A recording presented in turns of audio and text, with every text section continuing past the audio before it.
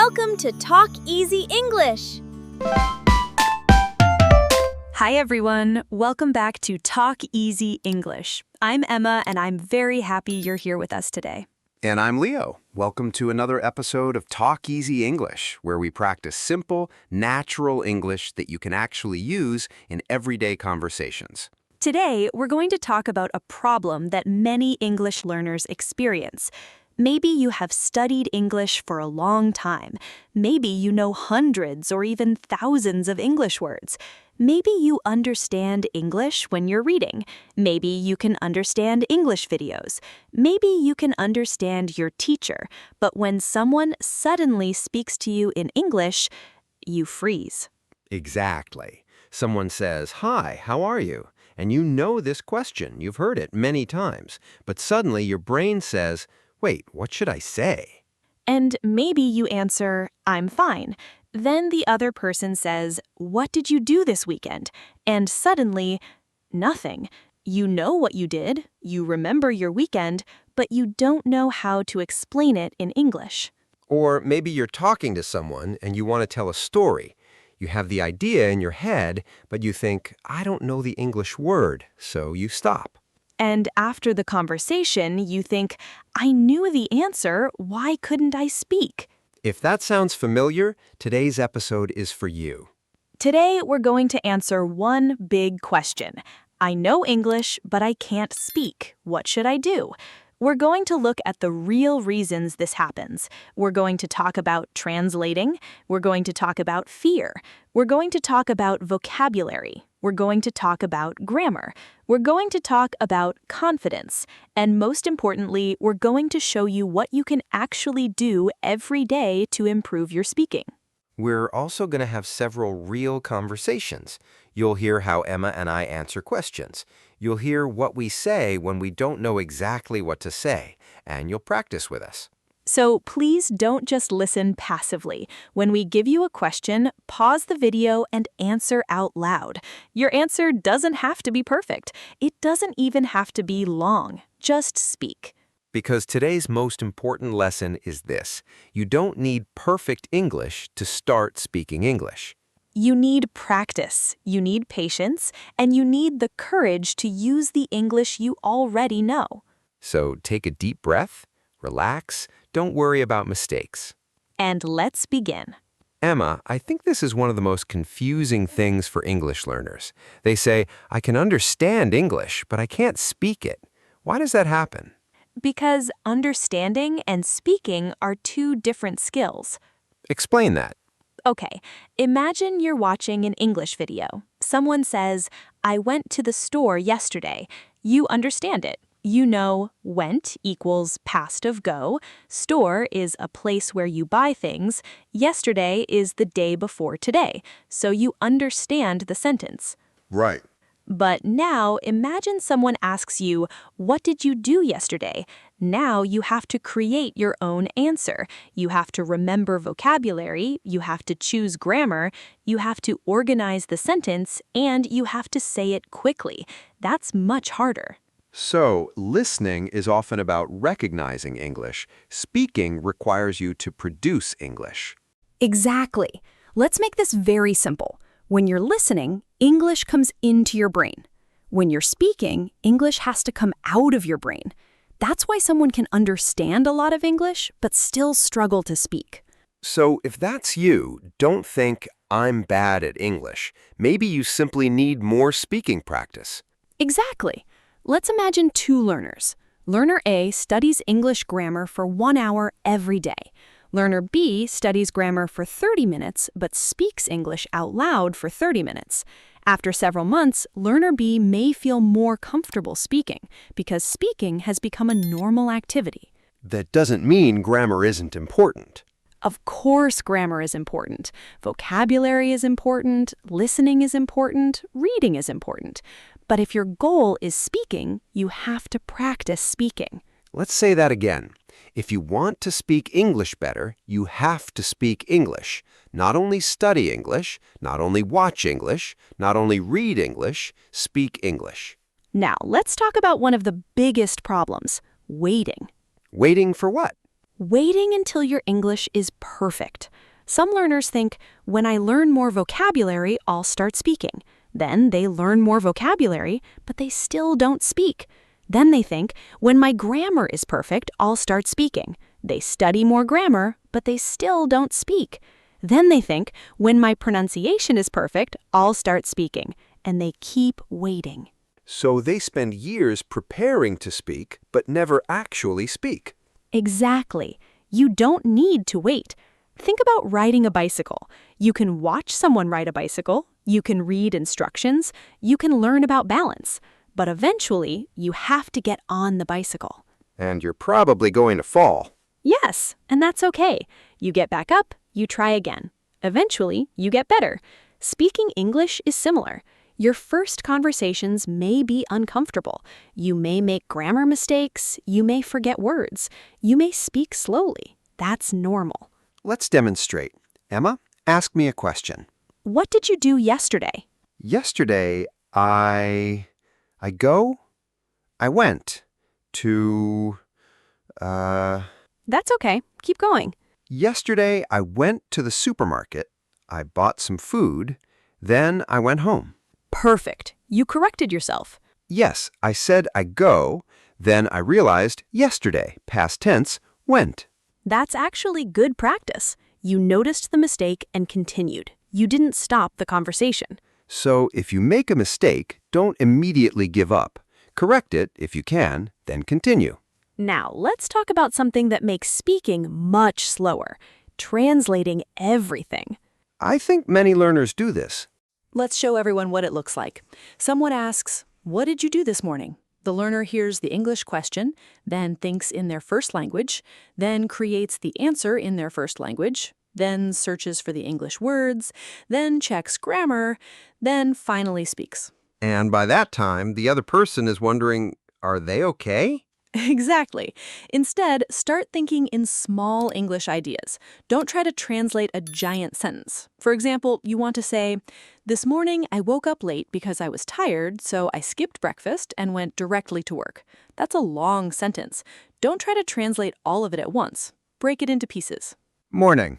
Woke up late. Very tired. No breakfast. Went to work. Exactly. Then speak, "I woke up late this morning."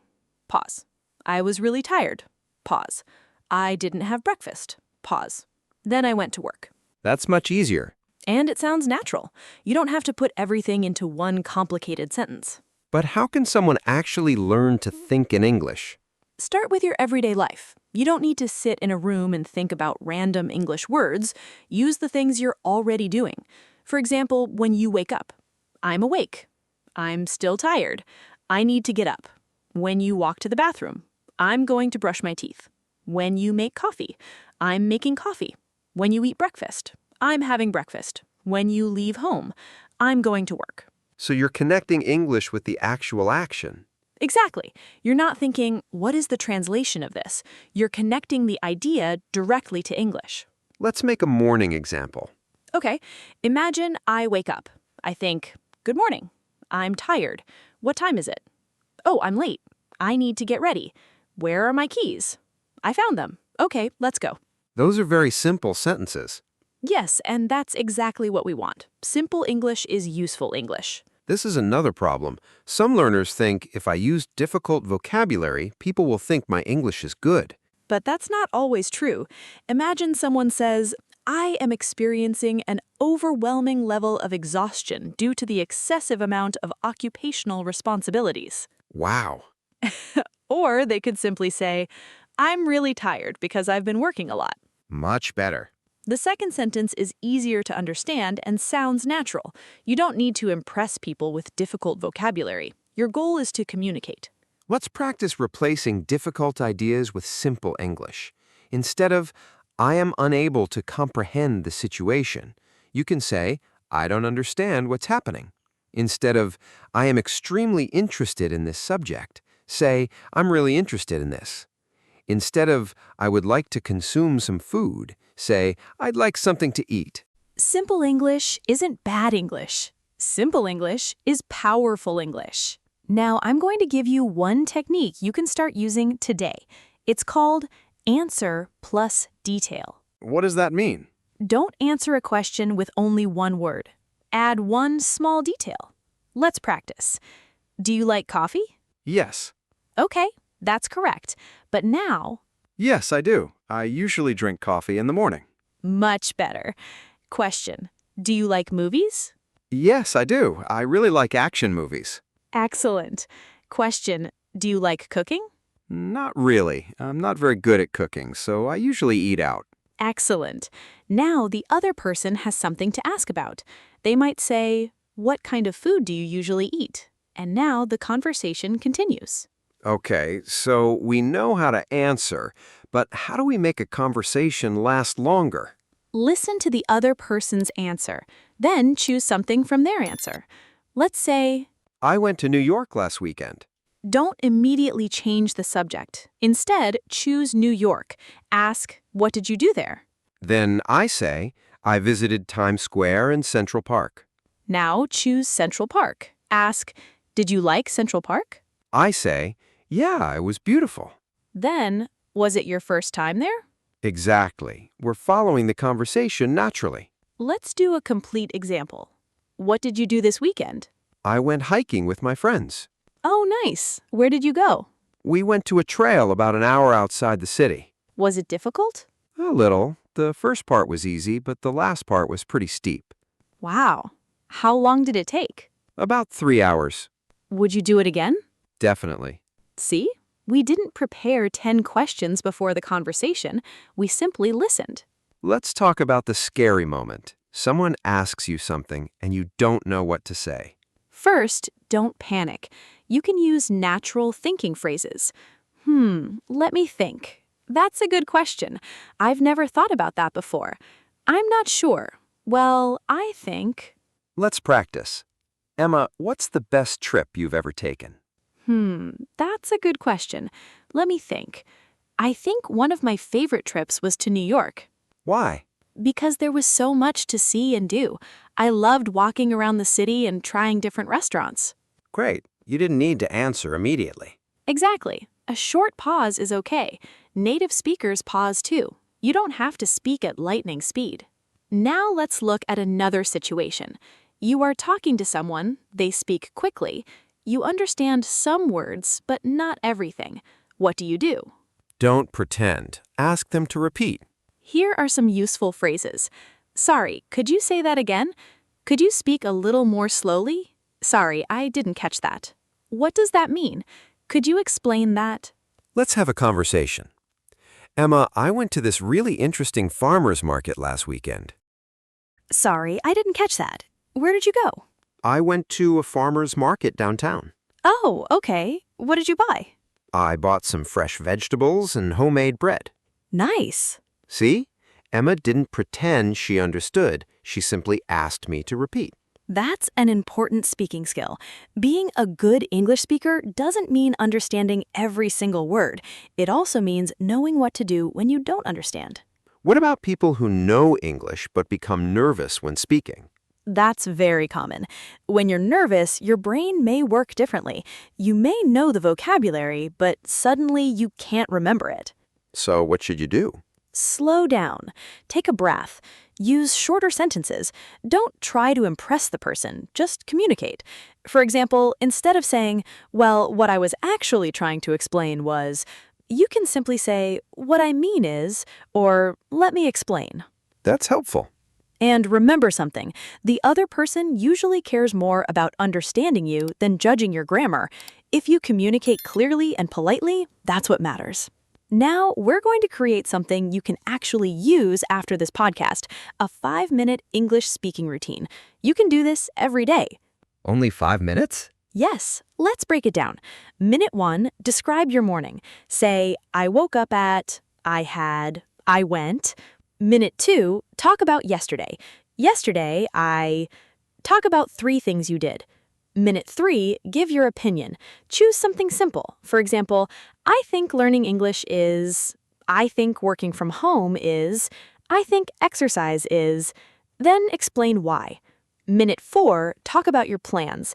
Tomorrow, I'm going to, this weekend, I want to. Minute 5, tell a short story. Talk about something that happened recently. Don't stop. If you forget a word, explain it another way. That's important. If you don't know the word umbrella, don't stop speaking. You can say, the thing I use when it rains. Exactly. That's a very important skill. Don't stop because you forgot one word. Explain the idea another way. Now let's practice everything together. Imagine Leo and I meet for the first time. Hi, I'm Emma. Hi, I'm Leo. Nice to meet you. Nice to meet you too. Is this your first time here? Yeah, it is. How about you? I've been here once before. I really like the place. What do you like about it? It's quiet and the coffee is really good. Have you tried the coffee? Not yet. What do you recommend? I usually get a latte. I'll try that. By the way, where are you from? I'm from California. How about you? I'm from Texas. Oh, nice. How long have you lived there? Most of my life. Do you like it? Yeah, I do. It's a little hot in the summer, but I like the people there. What do you do? I work in marketing. How about you? I work in education. I enjoy helping people learn. That's nice. What do you usually do after work? I usually go home, cook dinner, and watch something on TV. What about you? I usually go to the gym. Sometimes I meet friends for dinner. What kind of food do you like? I love Mexican food. Me too. What's your favorite dish? Probably tacos. Good choice. See how simple that conversation was? But it had many topics. We talked about the place, coffee, where we're from, where we live, work, free time, food, and hobbies. We didn't use complicated vocabulary. We didn't use perfect, complicated sentences. We just listened and responded. Now it's your turn. This is your speaking challenge. Please don't type your answer. Say it out loud. Question 1. Where are you from? Pause. Answer in one sentence. Now add a detail. I'm from blank. It's a blank place. Pause. Question 2. What do you do? You can say, I work, or I'm a student. Pause. Now add a detail. I like my work because, pause. Question 3. What do you do in your free time? Don't give one-word answers. Say at least 2 sentences. Pause. Question 4.